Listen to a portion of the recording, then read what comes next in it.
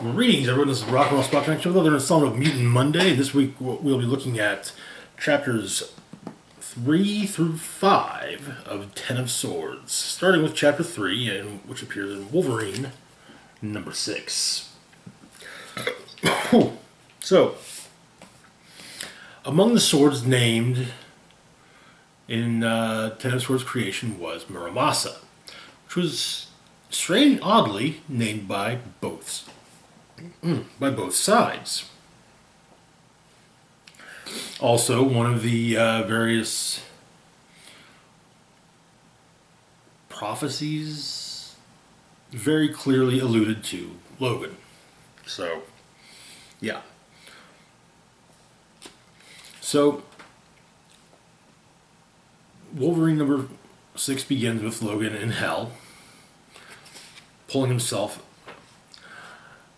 and then basically but before that, then flashes back to Krakow a few days previously, where he talks to the island itself to say, I don't trust you anymore. You clearly wanted a war, but we got something that we actually have something worth fighting for here, and so yeah, I'll fight for it. And he goes in search of Muramasa, which takes him to various points in Japan, talking to friends, talking to allies, well, first he talks to Silver Samurai, who, is maybe a little jealous that there's a big to-do involving swords in the X-Men, and he's not involved. But, yeah. Wolverine goes on his quest for Muramasa, and in Araco, we meet the Arakoan champion he will be facing, Solom.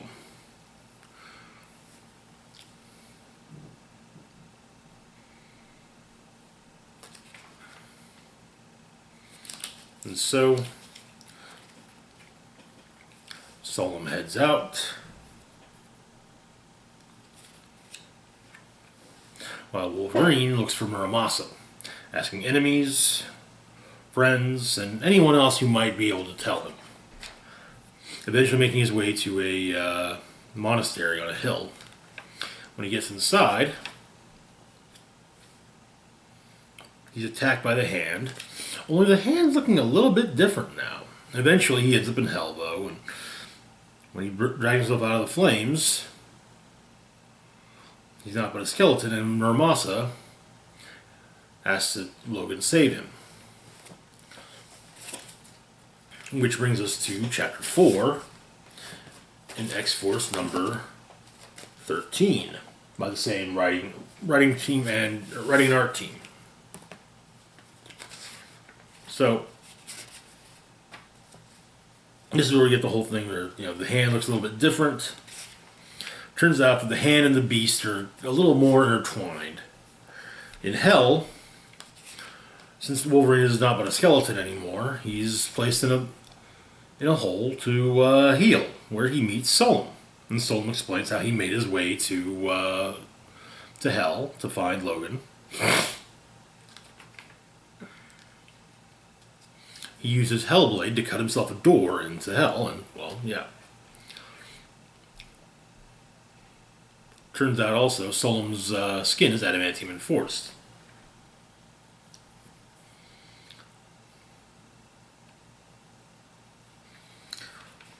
But Solom and Logan go to find Muramasa, only to discover he's missing. But there's a wedding going on. And Muramasa is delivering a gift to the bride and groom. Matching blades, which are promptly used to run Muramasa himself through. So Wolverine and Solom fight the bride and groom for the blades, and Solom discovers that, a Muramasa blade can cut through anything. Even adamantium.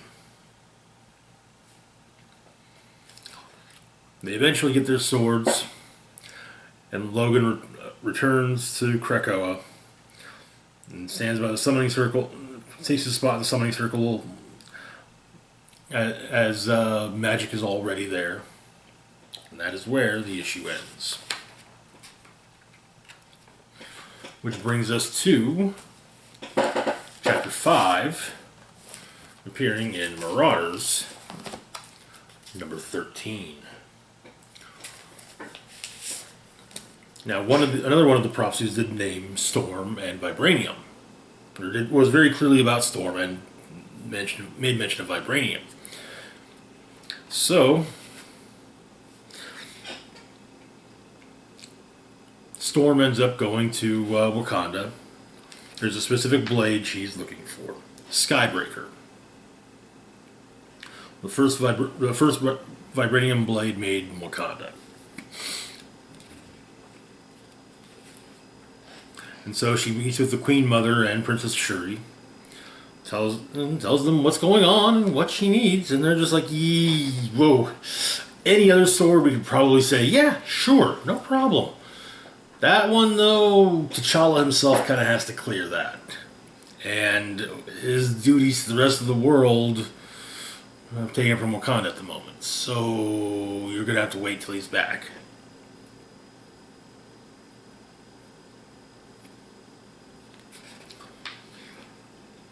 But she says, she'll wait, sure.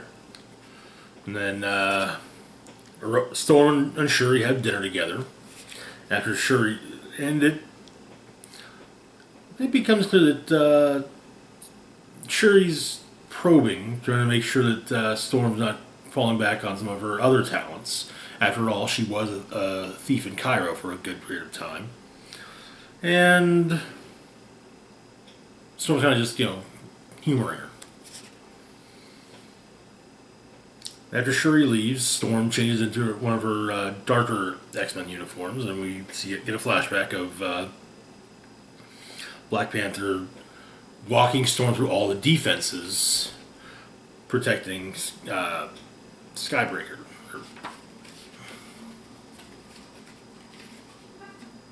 Skybreaker.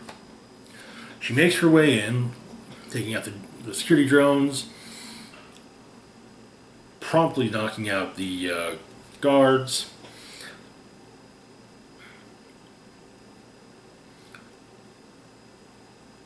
And she's about to take the sword when Shuri intervenes. Rather disappointed in her ex-sister-in-law. Shuri and Storm duke it out,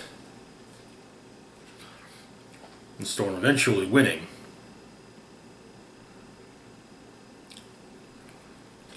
Storm does manage to escape, only just as T'Challa is returning.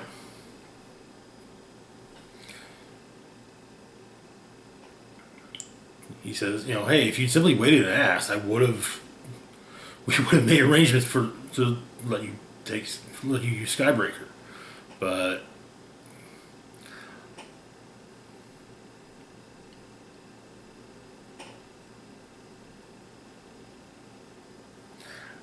she's allowed to leave, and after she does, Black Panther orders the Krakoan gate in Wakanda destroyed.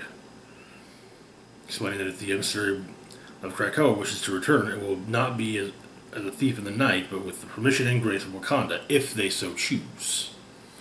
And so, Storm returns to Krakoa, and also enters the circle. And that is where the issue ends. Also, both XForce and Marauders include write-ups on the specific swords, denoting their dimensions, weight, their history, so on and so forth.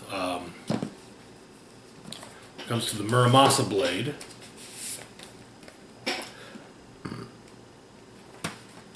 It weighs 1,421 grams, has a blade length of 80 centimeters. It is made from mahogany, leather, hanoki, and sole. Its place of origin is the Hellforge, made by Muramasa, swordsman, swordsmith, madman. Secret history. One day, when Muramasa was just a boy, he pretended to stick into a sword. He slashed and fainted instead as he worked his way along a rice paddy through a forest. A windblown clump of maiden grass was an attacking samurai. Clouds were looming dragons. When a flash of green rose up before him, he swatted at it on instinct and felled a bird known as Mejiro, a Japanese white-eye. He stood over its fluttering body until it went still. A bubble of blood emerged from its open beak and burst. He cupped its still warm body in his hands and wept. He apologized for the life he had stolen. And then something escaped its carcass, a mist-like essence, a soul. It hung in the air as if waiting for him. He put a hand through it and felt a cold pulse as it gloved his skin, clinging to him, because it belonged to him. When he picked up the stick again, the soul soaked from his grip into the wood, hardening it with a creak and a moan. It was alive, he understood, inhabited, strengthened. And when he swung the stick again and brought it down upon a nearby boulder, the stone shattered. The forging. When Muramasa makes any weapon, whether a katana or a shuriken or a war fan or armor, he does so with the care of an artist. But in some cases, some very special cases, he elevates his art to the level of sorcery by investing a soul into the metal. This welding of steel and soul is a folding and smelting of the earthen and spiritual planes, an elemental merger, a key between worlds. And it is also a deal made with death. A soul, or a portion thereof, has been harvested, and nothing hungers for it, and aims to spite the living like the dead. His blade wounds like no other. Hell. The realms of the dead have been slighted by Muramasa. He is a thief many times over as a keeper of souls. The devils gnash their teeth and click their claws because he owes them an unimmoral debt. And there is one, the beast, who wants this debt repaid in servitude. The beast being the ancient hell lord that the Hand worships.